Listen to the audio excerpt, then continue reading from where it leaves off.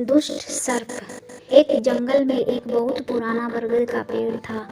उस पेड़ पर घोंसला बनाकर एक कौवा कौवी का जोड़ा रहता था। उसी पेड़ के खोखले तने में कहीं से आकर एक दुष्ट सर्प रहने लगा। हर वर्ष मौसम आने पर कौवी घोंसले में अंडे देती और दुष्ट सर्प मौका पाकर उनके घोंसले में जाकर अंडे खा जाता। एक बार जब कौवा व कौवी जल्दी भोजन पाकर शीघ्र ही लौट आए तो उन्होंने उस दुष्ट सर्प को अपने घोंसले में रखे अंडों पर झपटते देखा। अंडे खाकर सर्प चला गया। कौवे ने कौवी को ढाढ़स बंधाया, प्रिय हिम्मत रखो, अब हमें शत्रु का पता चल गया है, कुछ उपाय भी सोच लेंगे। कौवे ने काफी सोचा विचारा और पहले वाले घोंसले को छोड़ उससे काफी ऊपर टहनी पर घोंसला बनाया और कौवी से कहा, यहाँ हमारे अंडे सुरक्षित रहेंगे। हमारा घोंसला पेड़ की चोटी के किनारे निकट है और ऊपर आसमान में चील मंडराती रहती है। चील सांप की बेरी है। दुष्ट सर्प यहाँ तक आने का साहस नहीं कर पाएगा। कौवे की बात मानकर कौवी ने नए घोंसले में अंडे सुरक्षित रहे और उनमें से बच्चे भी निकल आए। उधर सर्प उनका घोंसला खाली देखकर यह समझा कि उसके डर से कौवा कौवी शायद वहां से चले गए, पर दुष्ट सर्प टोह लेता रहता। उसने देखा कि कौवा कौवी उसी पेड़ से उड़ते हैं और लौटते भी वहीं हैं।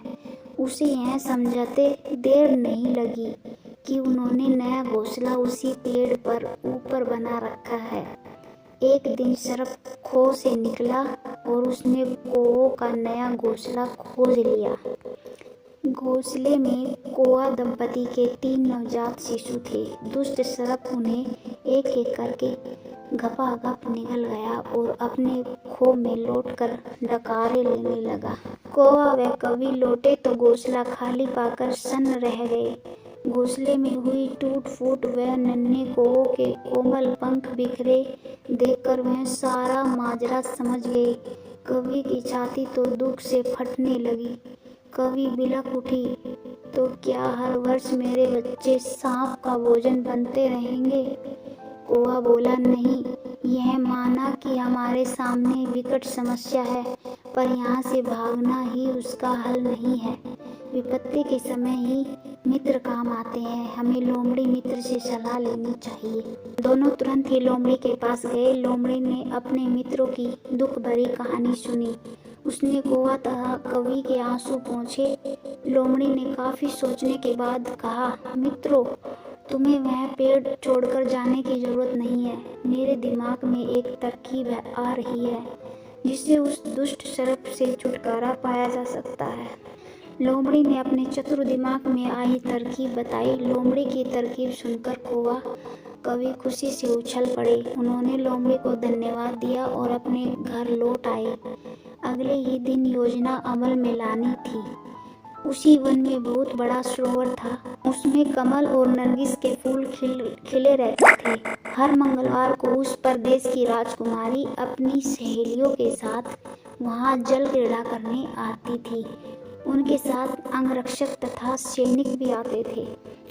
इस बार राजकुमारी आई और सरोवर में स्नान करने जल में उतरी तो योजना के अनुसार कौवा उड़ता हुआ वहां आया।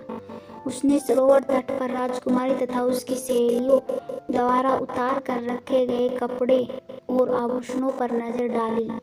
कपड़े से सबसे ऊपर था राजकुमारी का प्रिय हीरे व मोतियों का विलक्षण हार। कौवे ने राजकुमारी तथा सहेलियों का ध्यान अपनी ओर आकर्षित करने के लिए कांव कांव का शोर मचाया।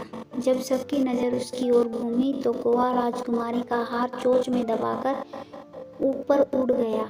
सभी सहेलियां चीखी, देखो देखो, वह राजकुमारी का हार उठाकर ले जा रहा है। सैनिकों ने ऊपर देखा तो सचमुच एक कौवा हार लेकर धीरे धीरे उड़ता जा रहा था। सैनिक उसी दिशा में दौड़ने लगे। कौवा सैनिकों को अपने पीछे लगाकर धीरे धीरे उड़ता हुआ उसी पेड़ की ओर ले आया। जब सैनिक कुछ ही दूर रह गए तो कौवे ने राजकुमारी का हार इस प्रकार गिराया कि वह सांप वाले खो के भीतर जा गिरा। सैनिक दौड़कर खो के पास पहुंचे। उनके सरदार ने खो के भीतर झांका। उसने वहां हार और उसके पास में ही एक काले सर्प को कुंडली मारे देखा। वह चिल्लाया, पीछे हटो, अंदर एक नाग है। सरदार ने खो के भीतर भाला मारा। सर्प घायल हुआ और फुफकारता हुआ बाहर निकला। जैसे ही वह बाहर आया, सैनिकों ने भालों से उसके टुकड़े टुकड़े कर डाले। सीख, बुद्धि का प्रयोग करके हर संकट का हल निकाला जा सकता है। आज की कहानी यही खत्म होती है। मुझे उम्मीद है कि आपको इस कहानी से कुछ नया सीखने को मिला होगा। आप बोलती कहानियाँ सुन रहे थे, जहाँ हम हर कहानी को जिंदा करते हैं अपने शब्दों से। अगर आपको ये कहानी पसंद आई तो इस वीडियो को लाइक करें और अपने विचार कमेंट में ज़रूर शेयर करें। हमारे चैनल को सब्सक्राइब करना मत भूलिए और बेल आइकन दबाना ना भूलें, ताकि आपको हर नई कहानी का नोटिफिकेशन तुरंत मिले।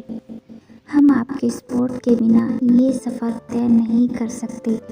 आपके एक लाइक और कमेंट से हमें और अच्छी कहानियाँ लाने की प्रेरणा मिलती है। मिलते हैं अगली कहानी में। तब तक के लिए सुनाते रहिए और सुनते रहिए बोलती कहानियाँ।